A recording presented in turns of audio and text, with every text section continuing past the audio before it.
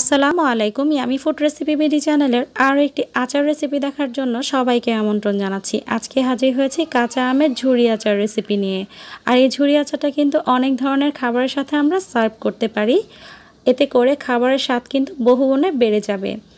আমরা যারা টক আচার খেতে পছন্দ করি তাদের জন্য এই আচারটা একদমই পারফেক্ট হবে। আর এই আচারটা কিন্তু বানিয়ে সংরক্ষণ করা যাবে সারা বছর জুড়ে। কিভাবে এই ঝুরি আচারটা তৈরি করা যায় চলুন দেখে নিই। দুটো বড় সাইজের কাঁচা আম নিয়ে নিয়েছি। এই দুটো আমের ওজন হবে হাফ কেজি পরিমাণ। এখন আমি আমের খোসাগুলোকে খুব ভালোভাবে ছাড়িয়ে নিব আর খুব ভালোভাবে ধুয়ে নিব। এখন এই আম দুটোকে আমি একটা গ্রেটারের সাহায্যে গ্রেট করে নিব। আমি একটু গ্রেটারের সাইজটা দেখিয়ে দিচ্ছি আমি কোন সাইজের গ্রেটারটা দিয়ে আমগুলোকে গ্রেট করে নিব।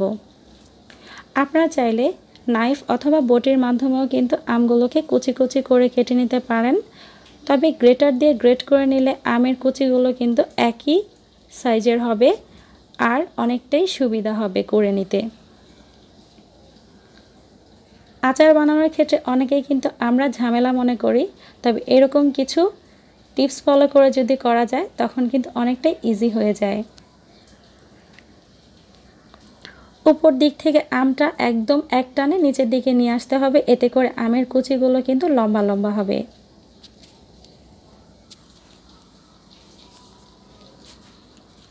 এভাবে করে দুটো আমি কুচি করে নিব। দেখুন আমের আটিতে কিন্তু কোনো রকম আম লেগে নেই, আটিটা আমি ফেলে দিলাম। এখানে আমার দুটো আমে প্রায় 3 কাপ পরিমাণ আমের কুচি হয়েছে। এখন আমি একটা পাতলা কাপড়ের ওপর আমের কুচিগুলো নিয়ে নিচ্ছি।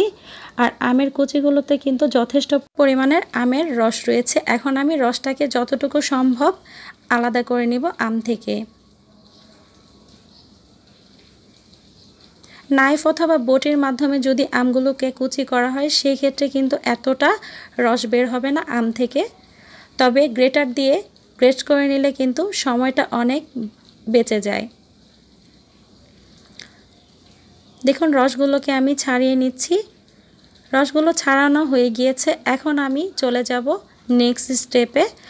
আমি এই আচারটা তৈরি করার জন্য একটা মশলার পেস্ট তৈরি করে নিব। সেই জন্য একটা বাটিতে নিয়ে নিচ্ছি 5 কোয়া পরিমাণ রসুন। আর এখানে আমি নিয়ে নিব 4-5টার মতো শুকনো মরিচ। আর অ্যাড করছি 1 টেবিল চামচ পরিমাণ সাদা সরিষা। আপনারা চাইলে কালো সরিষাও ব্যবহার করতে পারবেন। দিয়ে দিলাম 1 চা চামচ পরিমাণ 5 ফোড়ন। আর দিয়ে দিব 1 টেবিল চামচ পরিমাণ পানি। এখন আমি এই মশলাগুলোকে ব্লেন্ড করে নেব। তবে ব্লেন্ড করার আগে অবশ্যই শুকনো মরিচের বোটাগুলোকে আলাদা করে ফেলতে হবে। খুব ভালোভাবে একদম মিহি করে ব্লেন্ড করতে হবে। এখন একটা বড় বাটি নিয়ে নিয়েছি আর সেই বাটিটাতে দিয়ে দিলাম আম কুচিগুলো। দেখুন চিপে নেওয়ার কারণে কিন্তু আম কুচিগুলো একদমই ড্রাই হয়ে গিয়েছে। এখন আমি এখানে অ্যাড করব 1.5 কাপ পরিমাণ পেঁয়াজ কুচি। এখানে আমার 3 কাপ পরিমাণ আম কুচি ছিল, তার অর্ধেক পরিমাণ পেঁয়াজ কুচি অ্যাড করছি। আর পেঁয়াজ কুচি করার পর লেয়ারগুলোকে আমি হাত দিয়ে আলাদা করে নিয়েছি। দিয়ে দিলাম সেই মশলার পেস্টটা যেটা আমি ব্লেন্ড করে নিয়েছিলাম। আর দিয়ে দিব এখানে হাফ চা চামচ পরিমাণ ধনিয়া গুঁড়া। দিয়ে দিব হাফ চা চামচ পরিমাণ মরিচের গুঁড়া। মরিচের গুঁড়াটা চাইলে আপনারা আরও একটু বাড়িয়ে দিতে পারেন যদি ঝাল খেতে পছন্দ করেন সেই ক্ষেত্রে। দিয়ে দিচ্ছি হাফ চা চামচ পরিমাণ হলুদের গুঁড়া কালারের জন্য।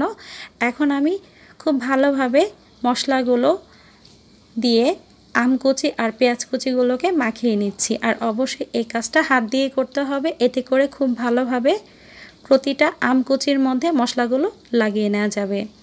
দিয়ে দিলাম 1 টেবিল চামচ পরিমাণ লবণ।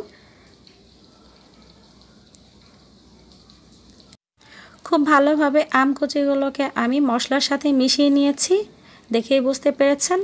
এটা অবশ্যই ধৈর্য সহকারে করতে হবে। এখন আম কুচিগুলোকে শুকানোর জন্য একটা বড় পাত্র নিয়ে নিয়েছি। পাত্রটা একটু ছড়ানো হতে হবে। এখন সেই আম কুচিগুলোকে আমি পাত্রে দিয়ে দিচ্ছি আর একটু ছড়িয়ে দিচ্ছি। এক জায়গায় স্তূপ করে আম কুচিগুলোকে শুকাতে দেওয়া যাবে না, এতে করে শুকাতে অনেক বেশি সময় লাগবে। দেখুন একদম ছাড়িয়ে ছাড়িয়ে দেওয়া হচ্ছে, এতে করে আম কুচিগুলো খুব দ্রুত শুকিয়ে যাবে। ছড়িয়ে দেওয়া হয়ে গেলে আম কুচিগুলোকে আমি রোদে শুকাবো। 2 দিন পর দেখুন আম কুচিগুলো কিন্তু আমার একদমই শুকিয়ে গিয়েছে আর কতটা ঝরঝরে হয়ে গিয়েছে। আপনাদের ক্ষেত্রে হয়তোবা সময়টা আরও একটু বেশি লাগতে পারে। রোদ যদি অনেক বেশি পরিমাণ থাকে সেই ক্ষেত্রে কিন্তু 2 দিন লাগবে এই আম কুচিগুলোকে শুকানোর জন্য। এখন আমি একটা প্যানে নিয়ে নিয়েছি 2 কাপ পরিমাণ সরিষার তেল। তেলটাকে খুব ভালোভাবে আমি গরম করে নিব। তবে এই তেলে চাইলে আপনারা 5 ফোড়নের গুঁড়া অথবা রসুনের কোয়া অ্যাড করতে পারেন এক্সট্রা করে, তবে আমি করছি না। তেলটাকে খুব ভালোভাবে ঠান্ডা করে নিব এখন আমি। আর একটা কাচের জার নিয়ে নিয়েছি, কাচের জারে আমি দিয়ে দিচ্ছি সেই শুকিয়ে রাখা আম কুচিগুলো। আর অবশ্যই কাচের জার ব্যবহার করতে হবে এই আচারটা সংরক্ষণ করার ক্ষেত্রে। দিয়ে দিচ্ছি সরিষার তেলটা। আর মনে রাখতে হবে সরিষার তেলটা গরম করার পর একদম ভালোভাবে ঠান্ডা করে নিতে হবে। তেলটা আমি ঢেলে দিচ্ছি। তেলটা এমনভাবে আচারে অ্যাড করতে হবে যেন আম কুচিগুলো তেলের নিচে ডুবে থাকে। এতে করে এই আচারটা অনেক দিন পর্যন্ত ভালো থাকবে। আর সংরক্ষণ করার ক্ষেত্রে কিন্তু অবশ্যই কাচের জার ব্যবহার করতে হবে। আর খাওয়ার সময় স্পুন ব্যবহার করতে হবে, হাত লাগানো যাবে না। এতে করে সারা বছর জুড়ে আচারটা সংরক্ষণ করা যাবে। আর আচারটা কিন্তু সাথে সাথেই খাওয়া যাবে না, এটা যতদিন পর্যন্ত এ তেলে ডুবে থাকবে এর টেস্ট কিন্তু ততটাই বেড়ে যাবে। আশা করি আমার এই ঝুরি আমের আচারটা আপনাদের কাছে ভালো লেগেছে।